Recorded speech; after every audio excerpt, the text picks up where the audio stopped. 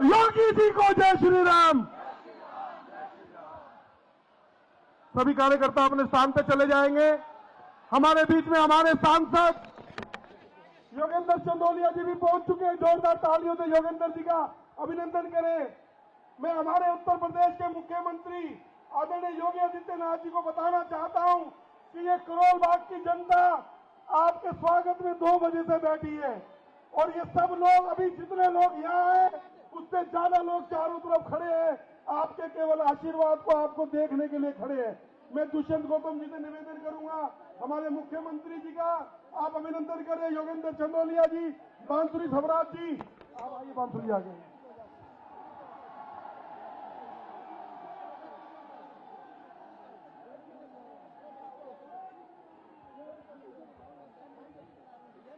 जय श्री राम, जय श्री राम। अब मैं निवेदन कर रहा हूं, क्योंकि योगी जी ने बड़े व्यस्त समय में से हमारे बीच में आना स्वीकार किया है। मैं अब निवेदन कर रहा हूं हमारे राष्ट्रीय महामंत्री और करोल बाग के उम्मीदवार भाई दुष्यंत गौतम जी से कि वो अपनी बात 1 मिनट के लिए रखें। आदरणीय दुष्यंत गौतम जी, जोरदार तालियां दुष्यंत गौतम जी।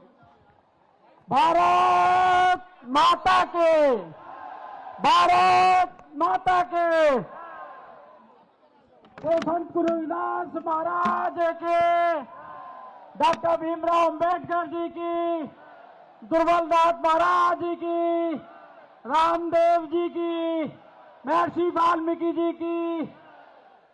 आज इस चुनावी सभा में उपस्थित भारतीय जनता पार्टी के वरिष्ठ नेता, हमारे मार्गदर्शक, उत्तर प्रदेश के मुख्यमंत्री, जिनका सीधा सीधा जो राम को लाए हैं, जो राम को लाए हैं, और वो दिल्ली में कमल खिलाएंगे। सबसे पहले मैं अपना उद्बोधन शुरू करने से पहले अपने इस करोल बाग विधानसभा, खासकर देवनगर और करोल बाग के लोगों को हार्दिक धन्यवाद देता हूं कि इतनी बड़ी संख्या के अंदर जो आज आप आशीर्वाद देने के लिए आए हैं, ये संदेश है। जब जनता जागती है तो अच्छे अच्छों के तख्तों का पलट देने का काम करती है। मैं धन्यवाद करता हूं आप सब लोगों का कि आपने मन बना लिया है कि आज करोल बाग का कायाकल्प करना है। मैं यहां के रहने वाले नागरिकों का, खासकर मार्केट वालों से माफी भी मांगूंगा, क्योंकि इस कार्यक्रम के कारण उनको अव्यवस्था महसूस हुई है। उसके लिए क्षमा याचना करता हूं कि यह व्यवस्था ही है जो आपको पानी की गंदे पानी से निजात दिलाएगी। यह व्यवस्था ही है जिसके कारण सब इकट्ठे आप हुए हैं। अभी आपने हमारे मध्य में यहाँ की यशस्वी सांसद आदरणीय वासुरी जी का उद्बोधन सुना और मुझे सौभाग्य प्राप्त हुआ है, जब बहन सुषमा स्वराज जी सांसद थे तब मुझे नगर निगम का चुनाव जीतने का मौका मिला था और आज उनकी पुत्री सांसद है। मैं पक्का कहता हूं ये ईश्वर ने लिखकर भेजा है, आज मैं उनके नेतृत्व में विधायक बनूंगा। मैं धन्यवाद करता हूं हमारे यहां के पहले विधायक का चुनाव लड़े, निगम पार्षद रहे और वर्तमान पार्लियामेंट में हमारा नेतृत्व कर रहे ऐसे मेरे भाई योगेंद्र चंदोलिया जी का, जिनका आशीर्वाद लगातार मुझे मिलता रहता है। चुनाव इंचार्ज आदरणीय रविंद्र गुप्ता जी का, जिला अध्यक्ष सुनील कक्कड़ जी का, निगम पार्षद मनीष चड्डा जी का, सुरेंद्र पाल रातावाल जी हमारे पूर्व मंत्री हैं, मेरे बड़े भाई हैं, उनको भी मैं नमन करता हूं। पूर्व निगम पास राजेश लावड़िया, मंडल अध्यक्ष मदन खत्री जी, परीक्षित बागड़े जी, गोपाल कृष्ण जी और मिशन स्वरूप जी, जो वैश्य समाज से नए नेतृत्व दे रहे हैं, गोपाल और श्री रविदास मंदिर के प्रधान श्री कृष्ण गोपाल जी का, समस्त मंच पर आसीन सभी लोगों का जो मुझे यहाँ पे आशीर्वाद देने भी आए हैं, और समस्त आप लोगों का। आदरणीय योगी जी, ये जनता 3 घंटे से इंतजार कर रही है। ये जनता इसलिए आई है कि इनको स्वच्छ पीने का पानी चाहिए। ये जनता इसलिए आई है, पानी नहीं, जो पानी आ रहा है उसमें सीवर का पानी आ रहा है। 12 साल पहले यही मुख्यमंत्री कह के आया था कि नल में जल दूंगा, जल में ऐसा दूंगा जिसको ओक लगा के पी सकते हैं। लेकिन आज करोलबाग की जनता पीने के पानी के लिए त्राही त्राही कर रही है। सीवर का पानी मिला आता है, 20,000 से 20,700 लोग गंदे पानी के कारण बीमार हो गए हैं और मृत्यु को प्राप्त हो गए हैं। ये जनता इसलिए आई है, टूटी सड़कें हैं, और टूटी सड़कों का आलम यह है, जब हम जाते हैं एरिया के अंदर जाने का मौका मिल रहा है और उसके अंदर हम पूछते हैं क्या रात को बारिश हुई थी, तो लोग कहते हैं ऊपर से बारिश नहीं हुई थी, नीचे से सीवर का पानी आया है।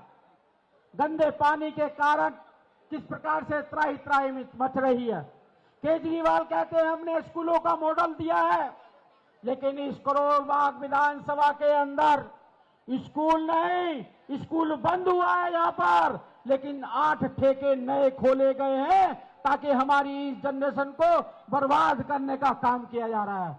मैं ज्यादा ना बोलते क्योंकि आदरणीय हमारे मुख्यमंत्री, हमारे देश के वरिष्ठ नेता मुझे आशीर्वाद देने के लिए आए हैं और आप सब लोग उनको सुनने के लिए आए हैं। आप उनके और आपके मध्य में ज्यादा बात ना करते हुए मैं लगातार आपसे मिलता रहूंगा, लेकिन ये विश्वास जरूर दिलाऊंगा कि आपको 12 साल का ये जो आपको अपमान सहना पड़ा है, जो लोग योजना हमने बनाई है वो योजना आपके घर तक पहुंचाने का काम करेंगे। और ये वादा करता हूं, दिल्ली में भारतीय जनता पार्टी की सरकार बनेगी, पहला जो मुख्यमंत्री सिग्नेचर करेगा हमारी बहनों के अकाउंट में 2,500 रुपया आएगा। हमारे भाइयों को 5 लाख का आयुष्मान कार्ड मिलेगा। पुणे में अपनी वाणी को विराम देता हुआ आपसे यही निवेदन कर रहा हूं कि आप कृपया मुझे अपनी सेवा में ले लीजिएगा। मैं अच्छे सेवक की तरह प्रमाणिक तौर पे आपके काम आऊंगा। बहुत बहुत धन्यवाद।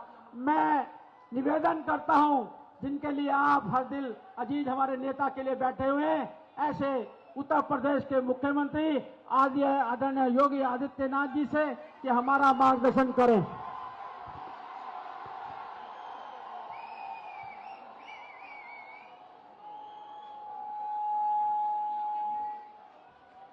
भारत माता की, भारत माता की, भारत माता की। वंदे वंदे वंदे। नमः पार्वती पतिये हर हर।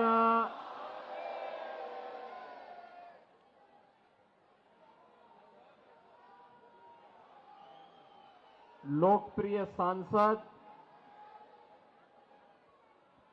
सुश्री बांसुरी स्वराज जी, उत्तर पश्चिम दिल्ली के लोकप्रिय सांसद श्री योगेंद्र चंदोलिया जी, भारतीय जनता पार्टी के राष्ट्रीय महासचिव, करोलबाग विधानसभा क्षेत्र से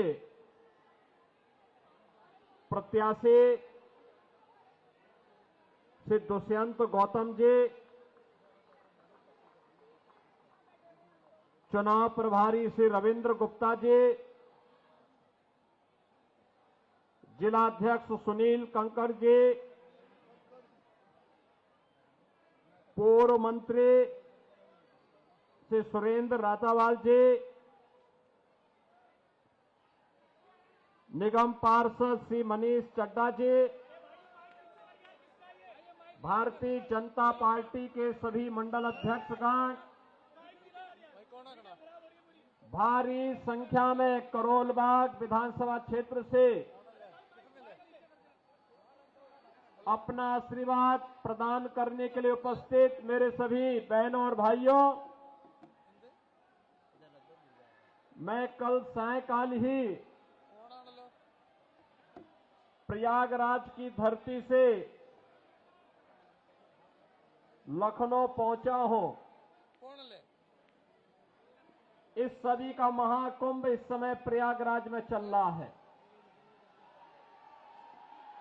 मां गंगा, यमुना और मां सरस्वती के पावन त्रिवेणी के संगम पर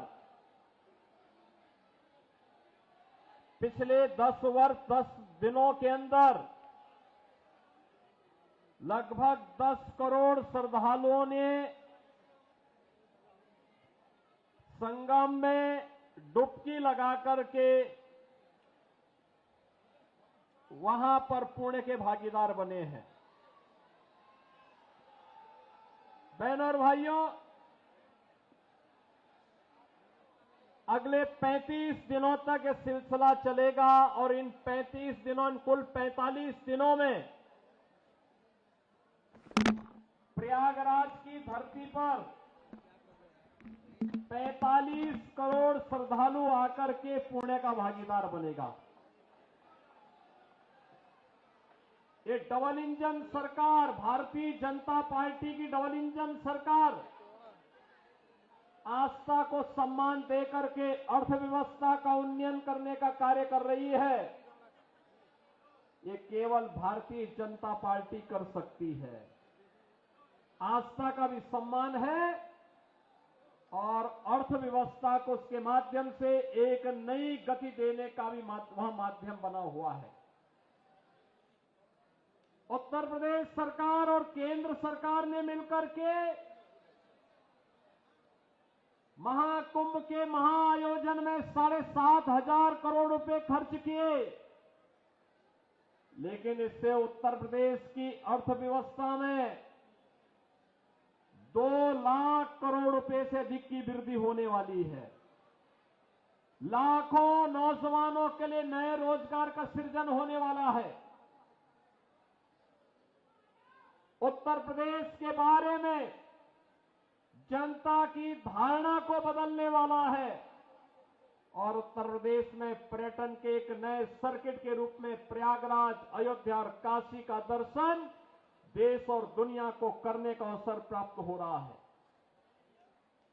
बहनों और भाइयों, अनुमान करिए आज से 10 वर्ष पहले उत्तर प्रदेश के बारे में लोगों की क्या धारणा बन चुकी थी। आज से 7-8 वर्ष पहले उत्तर प्रदेश के बारे में लोग क्या सोचते थे। लेकिन डबल इंजन की सरकार आई और उस सरकार ने वहां पर उत्तर प्रदेश को उसकी पुरातन पहचान दिलाने का कार्य कराया। आज उत्तर प्रदेश में क्या नहीं है, आज वहां पर इंफ्रास्ट्रक्चर के बड़े बड़े कार्य हैं। देश के सबसे ज्यादा एक्सप्रेसवे है, हाईवे है, रेलवे का सबसे बड़ा नेटवर्क है, सबसे ज्यादा सिटी में मेट्रो का संचालन हो रहा है और वहां के स्वच्छता को अगर आप तुलना करेंगे तो आपको आज नजर आएगा। ज्यादा दूर मत जाइए, दिल्ली से लगे हुए उत्तर प्रदेश के महानगरों को देख लीजिए और दिल्ली के अंदर आम आदमी के कारनामों को आप तुलना कर लीजिए तो आपको अंतर स्पष्ट नजर आ जाएगा। और मैं इसीलिए आपसे कहने के लिए आया हूं, दिल्ली की यात्रा आज से प्रारंभ नहीं होती। 5,000 वर्षों का इतिहास है दिल्ली का। दिल्ली की 5,000 वर्षों के इस इतिहास में कभी ये दिल्ली इंद्रप्रस्थ के रूप में जानी जाती थी। ये दिल्ली अपने वैभव के लिए जानी जाती थी। दिल्ली के कार्य आज से 10 वर्ष पहले तक मॉडल के रूप में देखे जाते थे। लेकिन बहनों और भाइयों, आज मुझे जब दिल्ली चुनाव प्रचार की दिशा से तमाम मार्गों को जाना पड़ा, तो यहां पता ही नहीं लग रहा था कि सड़क है या गड्ढा है, गड्ढे में सड़क है या सड़क में गड्ढा है। और इसीलिए मुझे 1 घंटा लेट हुआ आज के कार्यक्रम में आने में। मैं भौचक था यहां पे देख करके कि राष्ट्रीय राजधानी दिल्ली की सड़कों की दुर्गति। और बहनों और भाइयों, यही नहीं, जब मैंने सड़कों पर गंदगी का ढेर देखा, कूड़ा पड़ा हुआ है, प्लास्टिक से सड़कें पटी हुई हैं, गंदगी का ढेर जगह जगह लगा हुआ है, गंदगी के बड़े बड़े पहाड़ दिखाई दे रहे हैं, सीवर लाइन सड़कों पे बह रही है। और दिल्ली, अभी तो ये जनवरी चल रहा है, आप देखना फरवरी के बाद जब पेयजल का संकट आता है, टैंकर माफिया यहां पे हावी होगा, तब का क्या दृश्य होता है। बहनों और भाइयों,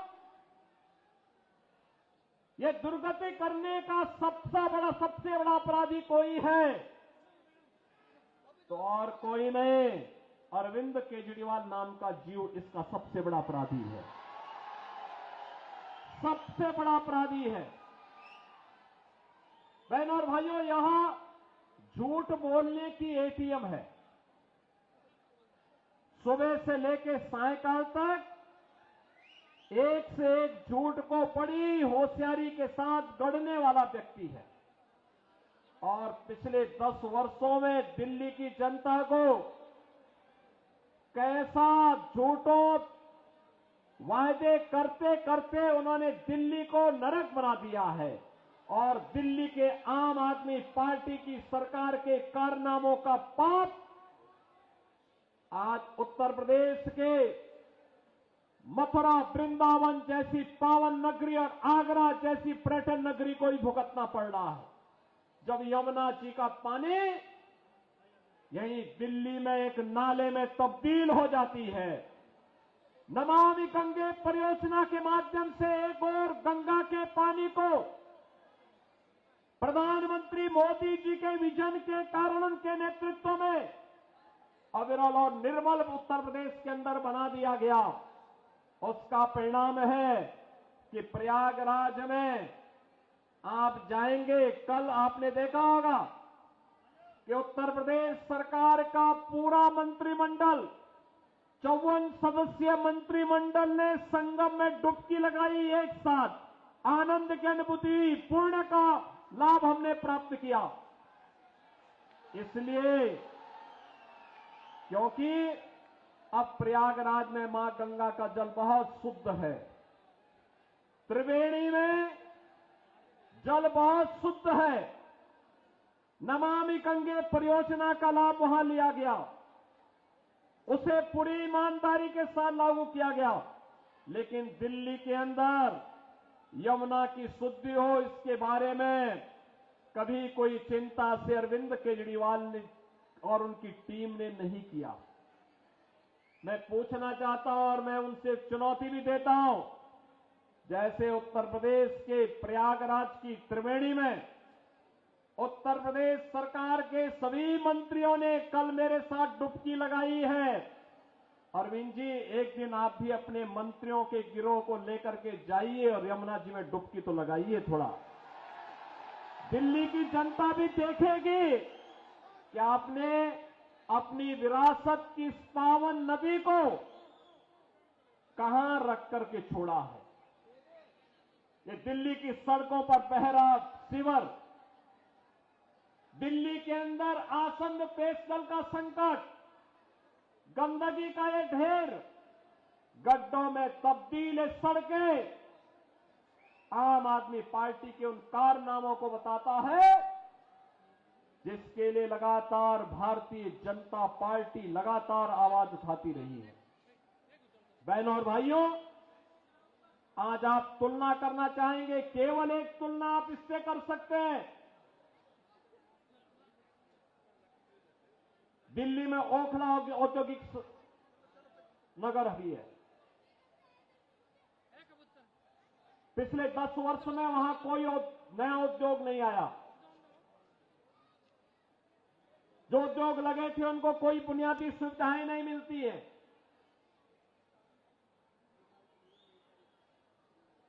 और एक न्यू ओखला के रूप में, नोएडा के रूप में आप जानते हैं। आपने देखा होगा पिछले 8 वर्ष के अंदर नोएडा, दिल्ली से लोग प्लान करके अब नोएडा में बस रहे हैं, ग्रेटर नोएडा में बस रहे हैं।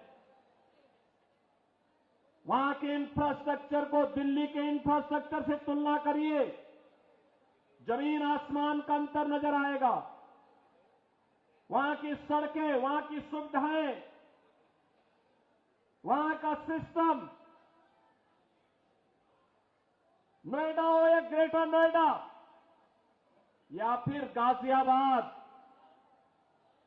अगर इनकी तुलना दिल्ली के अंदर की सड़कों से करेंगे बहनों भाइयों, तो आम आदमी पार्टी स्वयं अपने अंदर झांकने के लिए मजबूर हो जाएगी और इनके सामने प्रश्न करना चाहिए कि एक बिगड़े हुए उत्तर प्रदेश को बदल करके वहां सुविधा संपन्न प्रदेश बनाने का कार्य किया, एक सुरक्षित प्रदेश बनाने का काम किया भारतीय जनता पार्टी की डबल इंजन सरकार ने। आज नोएडा, ग्रेटर नोएडा और उत्तर प्रदेश में निवेश आ रहा है, दिल्ली में निवेश 0। यहां के उद्योग, यहां पर कोई उद्योग लगे, रोजगार का सृजन हो, यहां पे आम आदमी पार्टी ने कभी इसके लिए प्रयास नहीं किया। जो उद्योग चल रहे थे, बंदी के कगार पर पहुंचे, उनको रोकने के लिए कोई प्रयास नहीं किया। इनका तो एक ही उद्योग है, इन्होंने ओखला में और दिल्ली के अंदर हर महत्वपूर्ण स्थलों पर इन्होंने बांग्लादेशी घुसपैठियों को बसाने का काम किया। आपने देखा होगा अभी 2 वर्ष पहले जामिया मिलिया और उसके आसपास के क्षेत्रों में उत्तर प्रदेश सरकार की सिंचाई विभाग की जमीन पर भी इन्होंने, इनके विधायकों ने, इनके पदाधिकारियों ने, इनके पार्षदों ने बांग्लादेशी घुसपैठियों को बसाने का काम किया था। मैंने 2-3 बार बातचीत करने का प्रयास किया कि भाई उत्तर प्रदेश सरकार की जमीन पे मत बसाओ, लेकिन जब इन्होंने जबरदस्ती किया तो मुझे उत्तर प्रदेश से बुलडोजर भेजना पड़ा था उनको हटाने के लिए। और बहनों और भाइयों, मैंने उनको वहां पूरी निर्ममता के साथ अपनी सरकारी जमीन खाली करवाई और फिर उसे बैरिकेड करके उत्तर प्रदेश की पीएसी को वहां तैनाती दे दी है कि भाई अब आप यहां रहिए। दिल्ली की जनता के लिए कोई इंस्टीट्यूशन बनेगा, कोई सुविधा बनेगी, हम वहां उनको वहां पर उनके लिए जमीन उपलब्ध करवाएंगे, लेकिन विदेशी घुसपैठियों के लिए 1 इंच जमीन हम लोग दिल्ली के अंदर नहीं देंगे। बहनों और भाइयों, इन्हें आपकी आस्था का ख्याल नहीं है।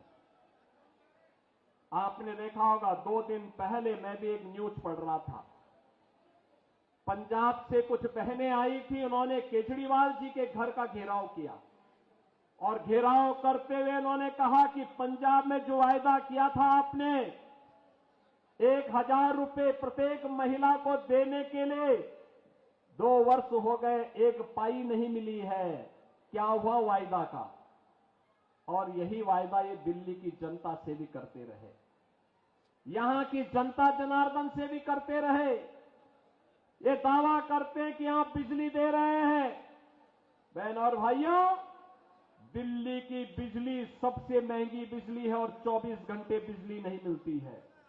मैं आपसे कहना चाहता हूं, आप आइए हमारा पश्चिमांचल क्षेत्र, ये मेरठ से लेकर के आपका गाजियाबाद तक की पूरी बिजली पश्चिमांचल विद्युत वितरण उत्तर प्रदेश पावर कारपोरेशन करता है, बिजली मिलती है 5 रुपये 24 पैसे पर यूनिट, और दिल्ली में बिजली का रेट है 9 रुपये से लेकर 10 रुपया।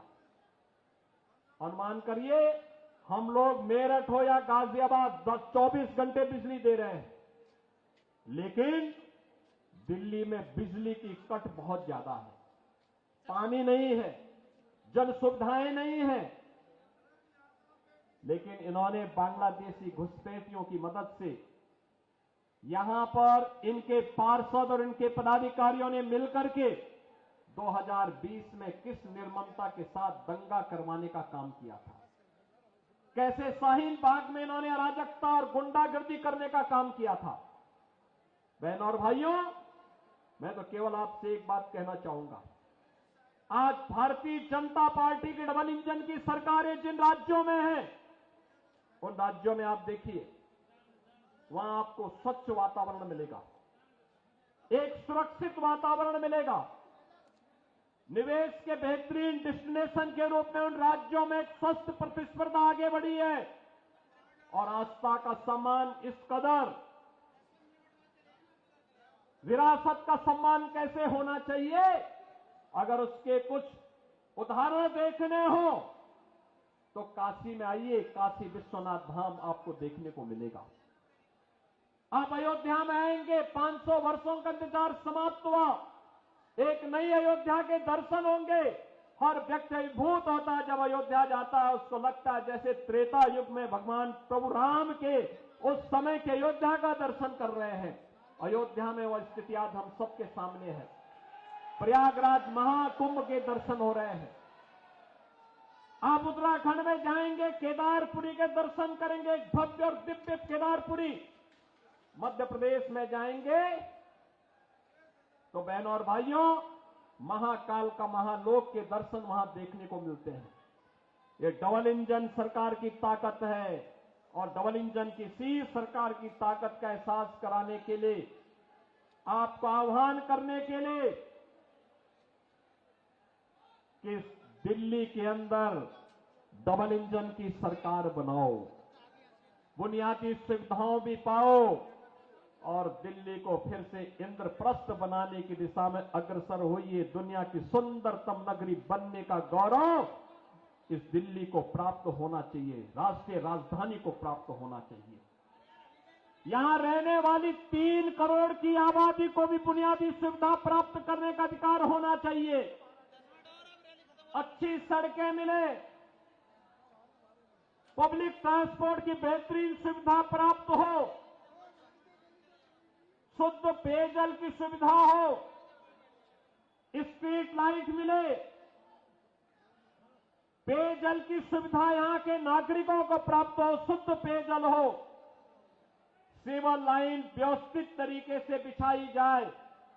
इसके लिए अपने उत्तरदायित्व का निर्वहन केवल डबल इंजन की भारतीय जनता पार्टी की सरकार कर सकती है, और इसके लिए प्रधानमंत्री मोदी जी के नेतृत्व में जैसे भारतीय जनता पार्टी की तमाम राज्य सरकारों ने कार्य करना प्रारंभ किया है, उसी तर्ज पर दिल्ली के अंदर भी भारतीय जनता पार्टी की सरकार बने। इसके लिए यहां पर दिल्ली की जनता ने अरविंद केजरीवाल जी लोकसभा चुनाव में एक टेलर दिखाया है, 7 की 7 सीट भारतीय जनता पार्टी के कमल चुनाव चिन्ह को खिलाने का काम की है। याद करिए, लोकसभा चुनाव के पहले उन्होंने ताल ठोक करके कहा था कि मैं क्यों इस्तीफा दूं, ये तो जनता तय करेगी। तो जनता तो उसी समय तय कर चुकी है, लोकसभा चुनाव में तय कर चुकी है।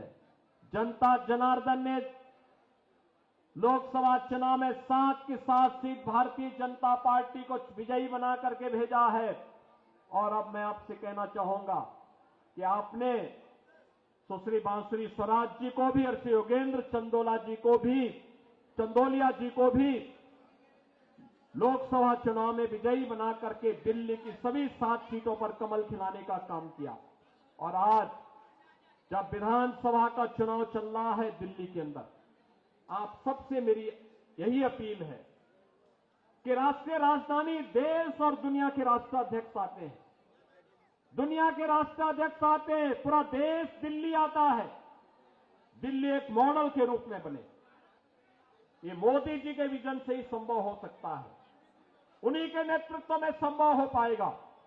मोदी जी के नेतृत्व में देश के अंदर अलग अलग राज्यों में एक स्वस्थ प्रतिस्पर्धा आगे बढ़ी है, विकास की, निवेश की, रोजगार की, सुरक्षा के नए नए मॉडल अपनाए जा रहे हैं और उसी मॉडल के लिए मैं आपका आह्वान करने के लिए आया हूं। दिल्ली के अंदर भी वह मॉडल डबल इंजन सरकार की, भारतीय जनता पार्टी की सरकार बनने से ही संभव हो सकता है और उस मॉडल के लिए भारतीय जनता पार्टी ने इस करोल बाग विधानसभा क्षेत्र में अपने राष्ट्रीय महासचिव श्री दुष्यंत गौतम जी को उतारा है। दुष्यंत जी के पास सार्वजनिक जीवन का एक लंबा अनुभव है, संगठन का एक लंबा अनुभव है, राष्ट्रीय महासचिव के रूप में तमाम राज्यों के प्रभारी के रूप में वे कार्य कर रहे हैं और आज करोल बाग के अंदर वे आज विधानसभा का चुनाव लड़ने के लिए और करोल बाग को उसका पुराना वैभव उपलब्ध कराने के लिए, पुराना गौरव उपलब्ध करवाने के लिए वे आज आपके बीच में उपस्थित हुए हैं। भारतीय जनता पार्टी ने उन्हें अपना प्रत्याशी बना करके आपके बीच में उन्हें यहां पर आपके बीच में उतारा है। आपका आशीर्वाद दुष्यंत जी को प्राप्त होगा, सभी लोगों को होगा, सभी लोगों को होगा। बहनों और भाइयों, देखिए, ये गौरव केवल भारतीय जनता पार्टी दिला सकती है। मैंने आपको बताया, अयोध्या में इंटरनेशनल एयरपोर्ट का नामकरण भगवान वाल्मीकि जी के नाम पर है, ये मोदी जी ने किया है। संत रविदास जी की जो पावन जन्मभूमि है चीर गोवर्धन काशी में, आज आप जाकर के देखिए, प्रधानमंत्री मोदी जी के विजन के अनुरूप कितना सुंदर और सुविधाओं से युक्त संत रविदास जी की पावन जन्मस्थली बन गई है। बाबा साहब भीमराव अंबेडकर के पंच तीर्थों को बनाने का काम भी प्रधानमंत्री मोदी जी के नेतृत्व में भारतीय जनता पार्टी की सरकारों ने किया है। ये कांग्रेस हो या आम आदमी पार्टी, एक केवल धोखा देकर के बाबा साहब का अपमान करने वाली पार्टियां हैं और इसलिए मैं आपसे कहना चाहूंगा कि आज उस विरासत के सच्चे प्रतिनिधि के रूप में श्री दुष्यंत गौतम को भारतीय जनता पार्टी ने करोल बाग विधानसभा क्षेत्र में आपके सामने, आपके बीच में आपकी सेवा के लिए उतारा है। आपका आशीर्वाद श्री दुष्यंत गौतम जी को प्राप्त होगा। दोनों हाथ ला करके यहां पे आश्वस्त करिए, दोनों जहां तक मेरी आवाज जा रही है, दोनों हाथ ला करके अपना आशीर्वाद श्री दुष्यंत गौतम जी को दीजिए। देंगे? दोनों हाथ ला करके बोले, मेरे साथ बोलेंगे, भारत माता की, भारत माता की जय श्री राम, जय जय श्री राम।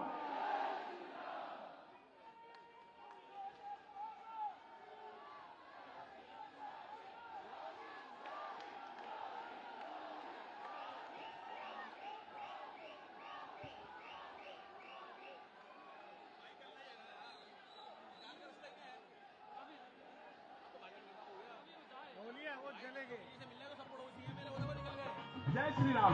मैं कन्हैया मित्तल अपना निजी विचार इस गीत के जरिए अपने निजी YouTube चैनल पर डाल रहा हूँ। आपको पसंद आए तो इसको शेयर करें, सुने और कमेंट करें, और पसंद ना आए तो आपसे गुजारिश, इसको इग्नोर करें। जय श्री